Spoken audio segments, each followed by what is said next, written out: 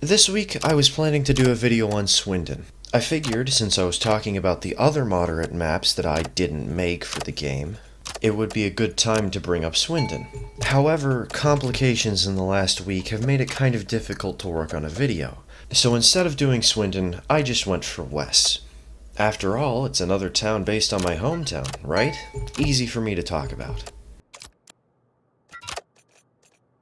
WES is the 18th and final timetable map. Not in the order that you should play the maps. South Honk should definitely be the last one you ever touch, but in the order that the maps were added to the game. WES was added in Update 1.2 alongside the endless map, Osaka. Every other map in the game, except for the more recent Rush Hour maps, were added in the initial Steam release or earlier. While this may not be the last timetable map we ever add to the game, it's the latest we've added at the time of recording this video. It's also one of the most unique for a couple of reasons. For one, it has the longest stations, and, subsequently, the longest trains of any official maps. It's also the longest official map at a whopping 1 hour and 30 minutes of playtime. I don't know if it's the largest map, but honestly, looking at this size, I wouldn't be surprised if it was. It's absolutely massive, man. In development, it actually used to be larger. You see, as mentioned before, and as will be further discussed in the future, this map was based on a real location. The Y on the west side of the map in reality is more northwestern than southwestern. While this made the map more accurate, it also made it less visually coherent. The areas void of track felt even more barren, the areas with tracks felt horribly cluttered, and the player needed to scroll at an awkward angle to visit the other side of the map. At the advice of community member Maxzor, I inverted the western Y. It didn't really change the gameplay any, and it just made the map look better. But it's not the only thing on the western side of the map that was changed. If you know Portland, you know that it has a light rail system, MAX. If you know the system well, you'll know that 2 of the 5 routes go to Beaverton Transit Center. Originally, this was modeled in the map. There were 3 dedicated tracks to MAX. Filled to the brim with automation, this little separate area had 1 train running in each direction every 7.5 minutes, approximately. In reality, a MAX train runs about every 15 minutes per line. Since 2 lines run through this station, every 7.5 minutes seemed about right. The automation, meanwhile, was added because this was meant to be a side challenge, a bonus bit of track work that wasn't the main focus of the level. But it was anything but that. The additional trains doubled the total amount of trains on the map and nearly doubled the maximum score. The timetable map exclusive playtesters that I got didn't really understand how to set up the sensors, and so they usually just manually routed all the trains. This manual routing meant they had to constantly check in on this portion of the map to make sure that all the trains were going to the right locations. As a supposed side portion to a much larger map, this got kind of frustrating and annoying, especially when you consider that all the trains had signal stopping penalties. Even when players knew how to set up the automation, however, they weren't exactly confident in their ability to do it correctly. The region gave too many options for players, and it wound up being overwhelming no matter how you played. Since the tracks weren't connected to the rest of the map in any way, removing this section was as easy as a couple of clicks. The map's more coherent without that little section, and I don't regret removing it. Those seem to be all the big things about the map. How about we talk about reality?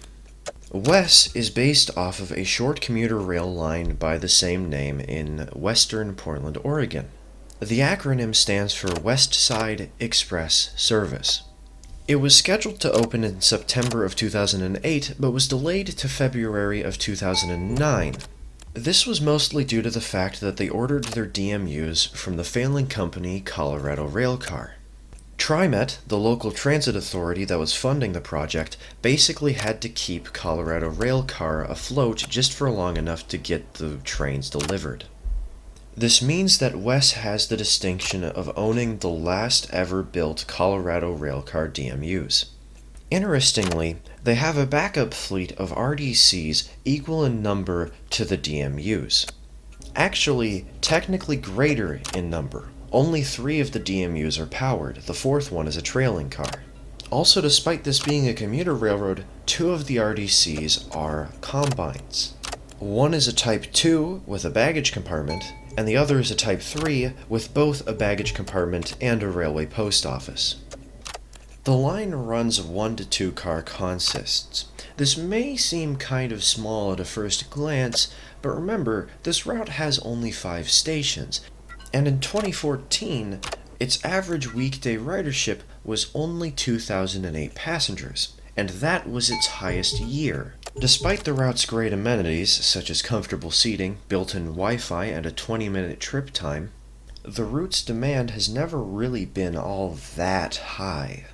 It's still a critical path commuting into and out of the city, don't get me wrong. But as commuter rail goes, it's more than underwhelming. However, those exact features are the reason it got into the game.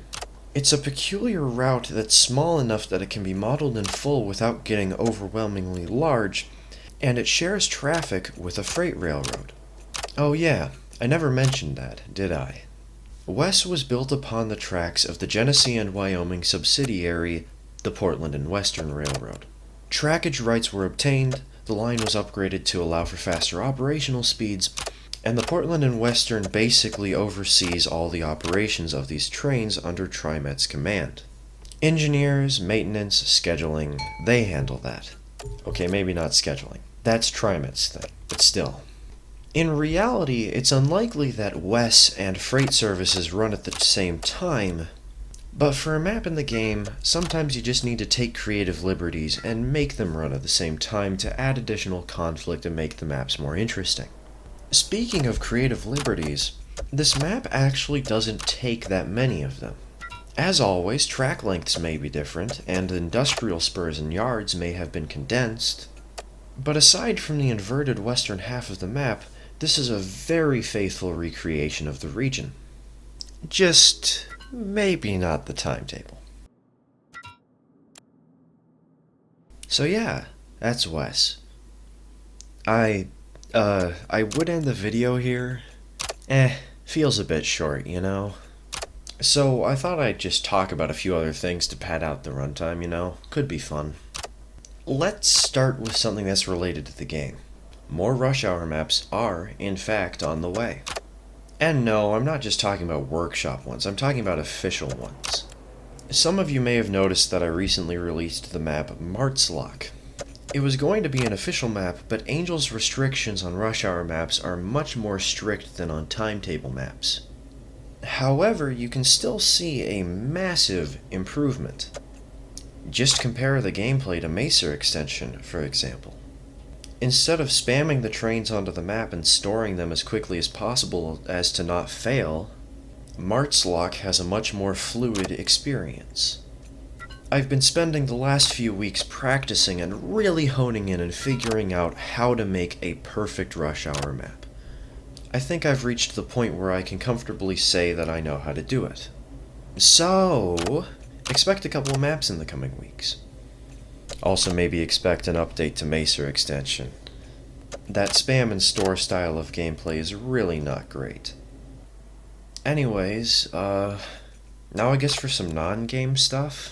I got a haircut today. That's pretty cool. It's actually kind of big news for me though, 'cause for the past 4 years I've had like this massive rat's nest. My hair went all the way down my spine to my pelvis, and boy oh boy was it as thick as a brick. But I got a haircut today. Well, today as in Saturday the 23rd of April 2022. I would share a picture, but it's currently 2 a.m. on the 24th as I'm recording this audio. I really don't want to have to do much video editing, I'm sorry. If you'd like to see a picture though, check out my Twitter. It's linked on the channel pages and it's also linked on my Discord account. Also on Twitter, I am going to be posting some pictures of the random train junk that I get in the next coming days. I may or may not have been binging on eBay for like the last 2 weeks. So if you want to see me nerd out more about life stuff, or just post random pictures of N-scale trains that I pick up off the internet, go over there and check it out. Or don't. It's up to you, really. This isn't anything related to Railroad, after all. Sure, sometimes I post train-related things. After all, my father and I are having a ton of fun working on the micro layout for our coffee table. But most of what I do there is just post about my life. That's not what you're here for, right? Well, if it is what you're here for, or you just want to support me in more ways than just subscribing, go over there. Alright, I think that's enough for now.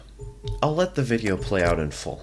I did play this entirely on ×5 speed without any pausing. I think that's pretty impressive. But at this rate, I've run out of things to talk about. If you made it this far, thanks for listening. It's neat to see that y'all are interested in my random commentary. Anyways, I'll see y'all in the next video. Cheers, folks.